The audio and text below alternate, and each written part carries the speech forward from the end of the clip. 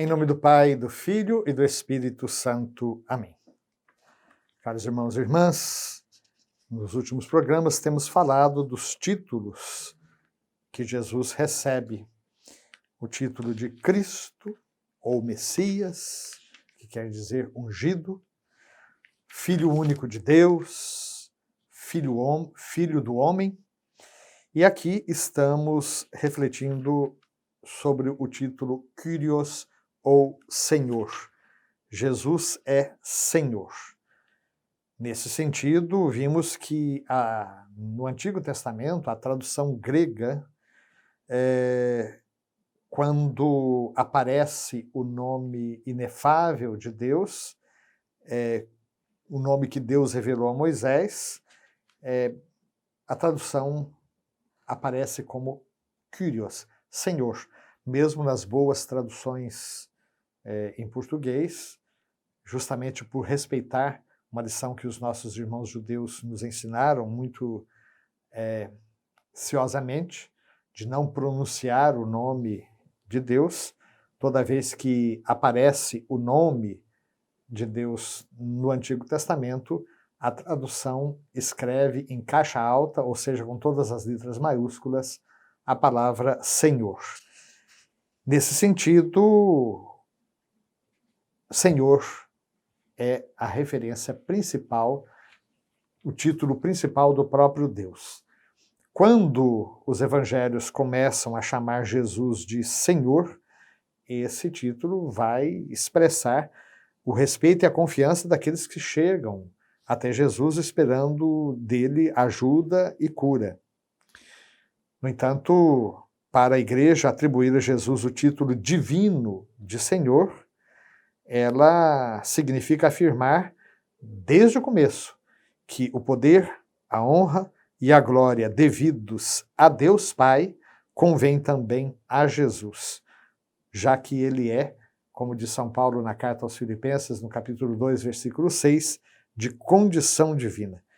E ter o Pai manifestado essa soberania de Jesus quando o ressuscitou dos mortos e o exaltou na sua glória. E assim, nós chegamos ao parágrafo número 450 do nosso catecismo.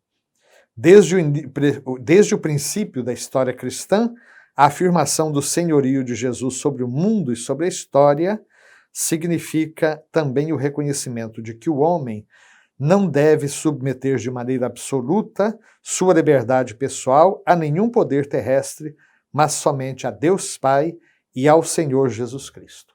Ou seja, César não é o Senhor. Todo mundo conhece essa passagem do Evangelho em que os adversários de Jesus quiseram colocá-lo à prova, chegando a ele e perguntando: o senhor é lícito, ou mestre, né? É lícito pagar o imposto a César?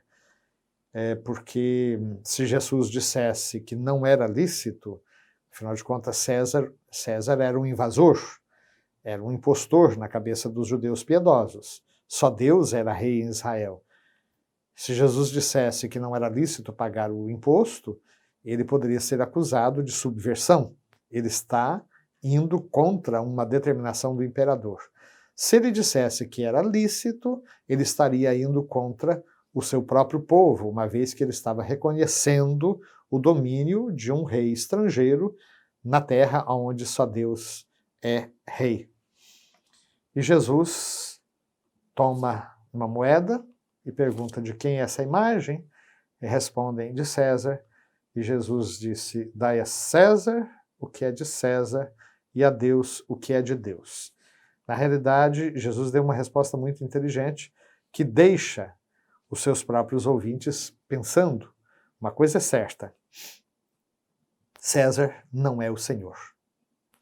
Pedro e João, depois da ressurreição, foram levados diante das autoridades para serem proibidos e até açoitados, porque eles estavam anunciando que Jesus estava vivo, que Jesus havia ressuscitado dos mortos, e que por isso mesmo errados estavam aqueles que o haviam condenado. No final, Pedro levanta a voz e diz: nós devemos obedecer antes a Deus do que aos homens. E saíram dali alegres e contentes, depois de terem sido açoitados, por terem sido julgados dignos de sofrer pelo nome de Jesus. Então, a igreja, ao chamar Jesus de Senhor, ela reconhece que Jesus tem o senhorio sobre o mundo e sobre a história. Ou seja, Jesus marca realmente o centro da história, não apenas como um calendário, né? Nosso calendário ocidental é marcado pelo nascimento de Cristo, a data suposta do nascimento de Cristo. Então, nós estamos no ano 2019, subentendendo que seriam 2019 anos depois do nascimento de Cristo. Sabe-se hoje que existiu um erro nessa contagem e Jesus nasceu um pouquinho antes do que aquilo que os cálculos depois que deram origem ao nosso calendário admitiram. Ou seja, nós já estaríamos no ano 2025, por aí. Mas, independente disso, a ideia é sempre a mesma. Com o nascimento de Jesus começa uma nova era na história da humanidade. Então, dizer que Jesus é Senhor significa dizer que ele exerce esse domínio sobre o mundo e sobre a história. E por isso, diz o catecismo, o ser humano não deve submeter a sua liberdade de modo absoluto a ninguém mais, a não ser a Deus e ao próprio Senhor Jesus. Todo aquele que submete a sua liberdade de maneira absoluta a uma outra criatura, ele está se tornando escravo, está sendo indigno da sua própria condição de filho muito amado de Deus. Então a igreja crê que a chave, o centro e o fim de toda a história humana se concentram em seu Senhor e Mestre.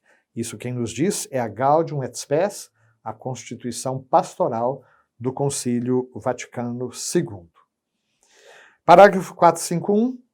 A oração cristã é marcada pelo título Senhor. Quer se trate do convite à oração, o Senhor esteja convosco, nós dizemos em todas as nossas celebrações, né? Ou então da conclusão da oração, por nosso Senhor Jesus Cristo, vosso Filho, na unidade do Espírito Santo. Ou ainda pelo grito cheio de confiança e de esperança que marca o encerramento do livro do Apocalipse. Maranatha, o Senhor vem. Ou Maranatha, vem Senhor. Amém? Vem Senhor Jesus. Apocalipse 22, 20. Essa expressão, a dupla, né? Maranatha, o Senhor vem, ou Maranatha, vem Senhor, está em 1 Coríntios 16, 22, marcam então um grito de esperança. O Senhor vem, o Espírito e a igreja, o Espírito e a esposa disse, vem Senhor, vem Senhor. E com isso, o nosso catecismo conclui esta série de reflexões sobre os títulos de Jesus. Nós queremos, então, nos abrir ao senhorio de Jesus, e isso será obra do Espírito Santo em nós. Como dirá São Paulo, na primeira carta aos Coríntios, ninguém pode dizer que Jesus é Senhor se não for conduzido pelo Espírito de Deus. No nosso próximo programa, com a graça de Deus, nós, então, comentaremos o resumo que o catecismo apresenta depois de cada tópico, né, de reflexão, e assim espero tenhamos mergulhado um pouco mais sobre os diversos títulos que a Sagrada Escritura usa para se referir a Jesus. Lembrando que não são os títulos que definem o Cristo, mas é ele que dá o pleno significado a esses títulos que já eram pertencentes ao próprio Antigo Testamento. Até a próxima, se Deus quiser. Amém.